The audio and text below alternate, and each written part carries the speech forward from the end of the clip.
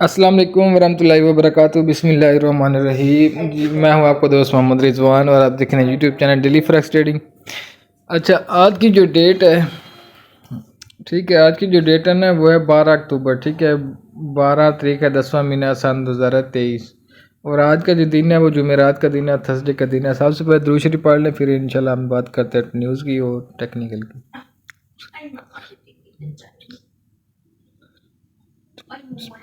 ठीक है, तो अभी हम बात करेंगे फंडामेंटल की कि आज ज़बरदस्त फंडामेंटल है और वो कौन सा है वो आप दिखाता हूँ आप लोगों को। बाकी ये देखें ऊपर हैं पाउंड के भी हैं, जेपीवाई की हैं, लेकिन ये समाल हैं। लेकिन आज शाम 5:30 पर यानी कि 5:30 बजे पाकिस्तानी टाइम के मुताबिक आज न्यूज़ है सीपीआई की कि किसकी है, सीपीआई की, कंज्यूमर प्राइस इंडेक्स।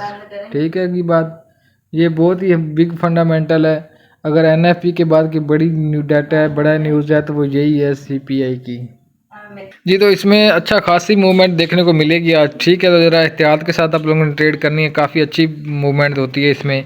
इसमें ऑलमोस्टली ना 100 पिप्स की मूवमेंट आराम से, यानी कि 1 मिनट सेकंड के अंदर होती है, 5-10 सेकंड के अंदर। डाटा ओपन करके देख लेते हैं भी क्या पोजीशन है। 4 डाटे हैं आज इसके ना। ठीक है अच्छा, तो चारों को चारों अभी अब आप देखेंगे कि इसमें क्या यानी कि चांसेस हैं, डाटा क्या आने के लिहाजा। अच्छा, पहले देखें यूएसडी जो पहली ना consumer core CPI consumer price index जो मंथली है, उसमें पहले था 3%, अब है 3% इक्वल आ गए चांस, यानी कि डाटा ना पॉजिटिव डाटा ना नेगेटिव, यानी कि मीडियम। ठीक होगी। ये दूसरी देख लें, दूसरी है सीपीआई मंथली, वो कोर सीपीआई थी, ये सीपीआई है। पहले 6% से अब 3%। यहाँ पे डॉलर क्या हो गया, वीक हो गया तो दूसरी देखें, थर्ड देखें, ये सी पी आई ईयरली है, पहले 3.7 था, 3.6, यहाँ पे भी डाटा वीक हो गया। ठीक होगी, बस डॉलर वीक हो गया। फोर्थ ये अनएम्प्लॉयमेंट क्लेम, बेरोजगारी। ठीक है, इसमें देखें कि पहले था 2.207 के और अब 211 की। अगर बेरोजगारी बढ़ेगी तो उसके मुताबिक डॉलर जो होगा ना वीक होगा। ठीक है, अच्छा अब देखें डॉलर ओवरऑल क्या हो रहा है, वीक हो रहा है। इसका क्या मतलब है, इसका मतलब है कि फंडामेंटली जो है ना डाल गोल्ड बाय जाएगा। डॉलर वीक, वैसे भी डॉलर के प्राइस, डॉलर जब से 107 से नीचे मूव कर रहा है। ठीक है ना, ओवरऑल क्या हो गया, डॉलर हो गया वीक। डॉलर वीक हो गया जिसकी निस्बत वैसे यूरो पहले ही बाय जा रहा है, आज वो बाय जाएगा, फिर जीबीपी यूएसडी भी बाय जाएगा। गोल्ड ऑलरेडी बाइंग प्रेशर में, जो हालात वाक़यात हैं उसकी, वो फंडामेंटली भी बाय निकल जाएगा। यूएसडी जेपीवाई कुछ ना कुछ सेल मिलेगा, यूएसडी सीएचएफ भी सेलिंग को देखने को मिल सकता है। लेकिन ये है कि फंडामेंटल अगर इसी तरह आ जाता है तो फिर तो इस तरह, वरना हो सकता है डाटा नेगेटिव आ जाए और डाटा पॉजिटिव आ जाए, डॉलर स्ट्रॉन्ग हो जाए, तो फिर ये रिवर्स हो जाएगा सारा कुछ। डॉलर ये सारा कुछ ना, फिर डॉलर अगर स्ट्रॉन्ग होता है तो फिर गोल्ड हो गया, यूरो, पाउंड, ये सारे नीचे आ जाएंगे। ठीक होगी बात, तो एहतियात करनी है आप लोगों ने जी। तो बहुत ही एहतियात से आप लोगों ने ट्रेड करनी है। ठीक है, फंडामेंटली यानी कि कुछ भी हो सकता है, लेकिन ज़्यादातर जो चांस है वो है कि डॉलर वीक होगा, जिसकी वजह से गोल्ड ये सारे पेयर अप जाएंगे। ठीक है ना, तो एहतियात करनी है। अभी हम चलते हैं टेक्निकली, देखते हैं क्या पोजीशन है जी। तो अब हम आ चुके हैं टेक्निकल स्क्रीन के ऊपर। अच्छा, सबसे पहले हम बात करेंगे यूरो यूएसडी की। अच्छा, डाटा मैंने आप लोगों को मैंने ऑलरेडी बता दिया कि डाटा नेगेटिव, जिसकी वजह से बाइंग प्रेशर बनेगा। और ये देखिए, मैं कल भी आप लोगों को बाइंग करवा गया था, परसों भी बाइंग करवा गया था। मैं बाई ही करवा रहा हूँ काफ़ी दिन से, क्योंकि ये बाई की तरफ जा रहा है तो हम सेलिंग से अवॉइड कर रहा हूँ, आप लोगों को बाई ही बता रहा हूँ। ठीक है, मज़ीद भी आज भी बाई किया जा सकता है इसके नीचे स्टॉप लॉस लगा के। आप लोगों को मैंने एक मेथड बताया था, जब स्टॉप लॉस लगाते हैं तो क्या करते हैं, वो H1 में चले जाते हैं ताकि आपका स्टॉप लॉस छोटा हो जाए, ये वाला टीपी। और बेस्ट बाइंग, अगर ये वाला ऑर्डर आप लोगों को मिल जाता है, ये जो मैंने ब्लू लाइन लगाई हुई है ये वाली, यहाँ से भी ऑर्डर मिल जाता है तो ज़बरदस्त होगा बाइंग। इसके नीचे अपना स्टॉप लॉस लगा लेना और टीपी अब यहाँ पे रख लेना अपना। ठीक है, नेक्स्ट चलते हैं जी। तो अब हम बात कर लेते हैं जीबीपी यूएसडी की। पाउंड की बात करें तो पाउंड भी यूरो की तरह सेम बाय ही चल रहा है, लेकिन मैंने इसके ऊपर ट्रेड नहीं दी थी, लेकिन आज मैं कहूँगा कि इसको भी बाय किया जाए। अगर ये वाला लेवल मिल जाता है ना आप लोगों को तो ज़बरदस्त है।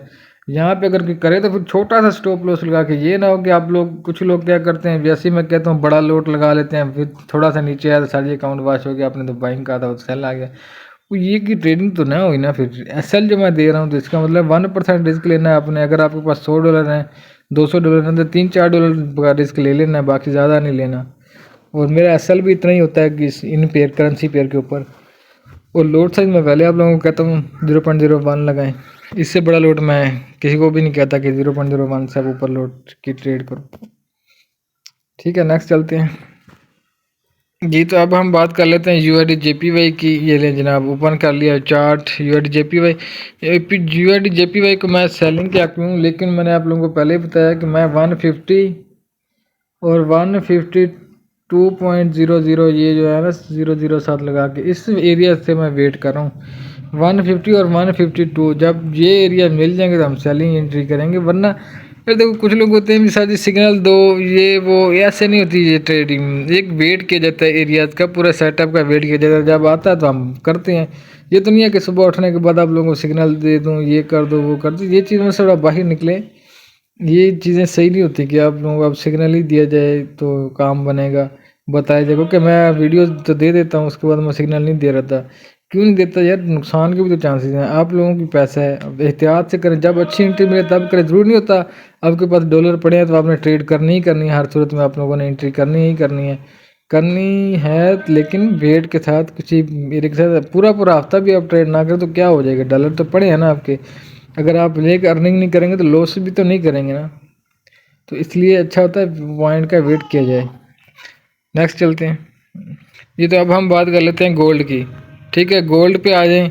अच्छा, कल मैंने आप लोगों को क्या किया था, ज़रा H1 में जाता हूँ।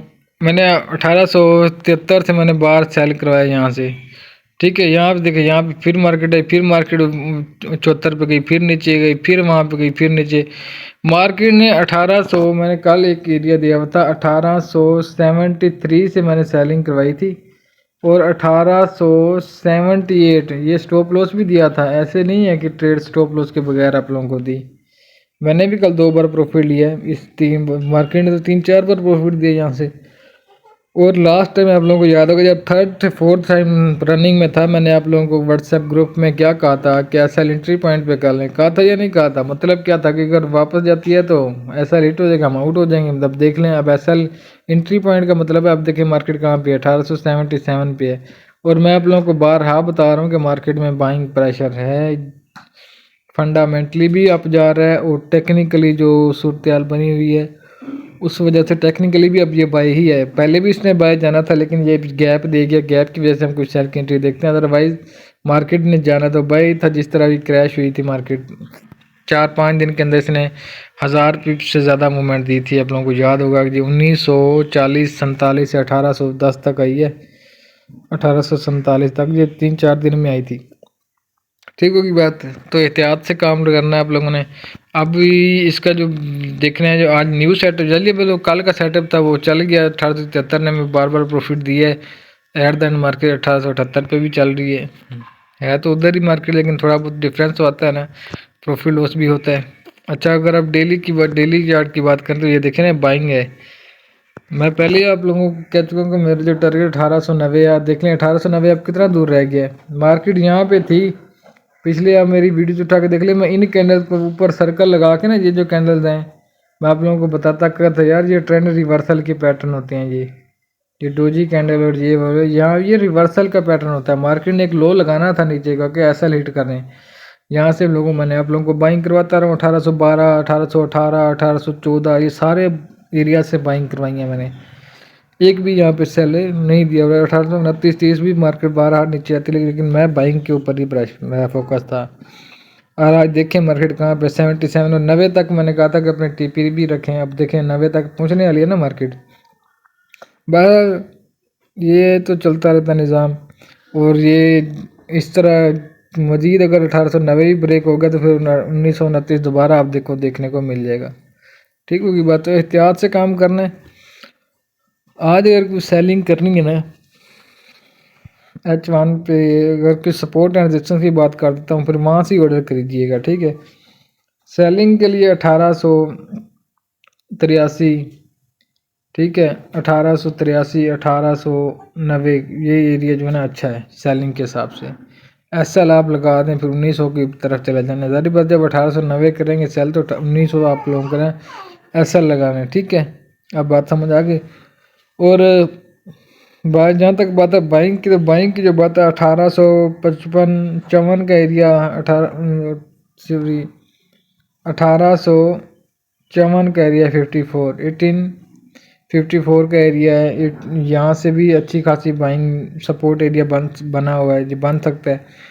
और इसके अलावा 1845 का जो एरिया है वो भी अच्छा खासा सपोर्ट है, और 1830 तो फिर है ही है, ठीक है ना। ये अगर एरिया आप लोगों को आज मिले तो आप लोग बाइंग कर रहे, क्योंकि ये जो वार वाला सिचुएशन है ये भी चलता रहना है, फ़लस्तीन और इसराइल कॉन्फ्लिक्ट जो चल रहा है, तो इसकी वजह से भी मार्केट रुझान आते कि बाइंग की तरफ ही रहेगी।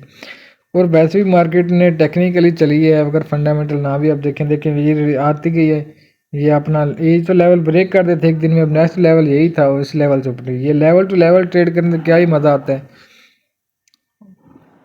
वही जो 29 के नीचे हम आप लोगों को पता सेलिंग करते रहते, यहाँ से सेलिंग, और ये लेवल हमारा 1812 वाला था, 10 वाला ये बाइंग। ज़बरदस्त सेटअप होते हैं, अगर इनके तरीके पे चला जाए तो अच्छा खासा प्रॉफिट हो सकता है, ठीक है। अब मैंने सपोर्ट भी बता दिया, रेजिस्टेंस भी बता दिया, नेक्स्ट चलते हैं जी। तो गोल्ड के बाद बात करते हैं डॉलर इंडेक्स की। डॉलर इंडेक्स देखें सेलिंग पे प्रेशर है, और आज वैसे भी वीक होने जा रहा है फंडामेंटली, और मूविंग एवरेज के नीचे क्लोजिंग हो रही है। मज़ीद भी आज अगर नीचे क्लोजिंग हो जाती है, बड़ी क्लोजिंग हो जाती है, तो ये रिवर्स के चांस बन जाएंगे इसके, क्योंकि ये मूविंग एवरेज के नीचे अब कैंडल क्लोज होना शुरू हो गई हैं। इसका मतलब है कि रिवर्सल पैटर्न शुरू हो चुका है, ठीक है। नेक्स्ट चलते हैं जी। तो DXY के बाद ऑयल की बात कर लेते हैं। ऑयल देखिए मैंने आप लोगों को पहले ही बताया था, मैं सेलिंग के हक में था इसके ऊपर। कल में भी मैं सेलिंग मैंने की भी है, प्रॉफिट भी लिया है, लेकिन मार्केट एट द अंडर फिर सेलिंग आ गई। लेकिन मैं जो आप लोगों को बता गया था वो 90 का एरिया बता गया था कि 90 कम से कम भी हम 90 से एंट्री करेंगे इंशाल्लाह। 90 से 91 से 92 से ये एरिया, यहाँ से बाइंग सेलिंग करेंगे। बहरहाल मार्केट ने आप लोगों को बहरहाल क्या लेवल टू लेवल चला करें, यहाँ से अच्छी खासी सेलिंग हुई ना 1000 पिप की, यहाँ से फिर बाइंग चली गई। लेकिन वैसे ये सेलिंग प्रेशर में ही है, अभी भी सेलिंग में रहेगा। अभी बाइंग का मैं नहीं सोच रहा इसके ऊपर, क्योंकि अभी ये सेल जिस तरह ये हाई लगा के आ रहा है तो लो भी लगाएगा नीचे ना। फिर बाइंग के लिए ये वाला लेवल देखेंगे हम, ये 77 का या 73 का, ठीक है। अगर ये ब्रेक होगा तो फिर नीचे 61-60 है, और सेलिंग के लिए अब वेट करेंगे तकरीबन 88 या 90, जैसे मैंने कहा ना 90, 91, 92 का एरिया इंशाल्लाह सेलिंग करेंगे, नहीं तो फिर वेट करेंगे तब तक। नेक्स्ट चलते हैं जी। तो ऑयल के बाद हमारा लास्ट पेयर होता है US30, तो मैं नहीं देख रहा। BTC होता है हमारा 26,800 पे चल रहा है इस टाइम जी। तो 26,800 चल रहा है, तो हमारा जो एंट्री है ना वो 26,000 से है। 26,000.00 समथिंग जैसे ही मिले आप लोग बाइंग करें, ठीक है। SL 24,000 लगाना है, वो पहला टिप्पी आप लोगों ने लगाना है 28,000, दूसरा टिप्पी 30,000, और थर्ड जो टिप्पी लगाना है वो 32,000, ठीक है। नेक्स्ट चलते हैं अपना नेक्स्ट, बस यही आज के एनालिसिस है। नेक्स्ट मिलते हैं फिर इंशाल्लाह नेक्स्ट वीडियो में। अपना बहुत ख्याल रखिए।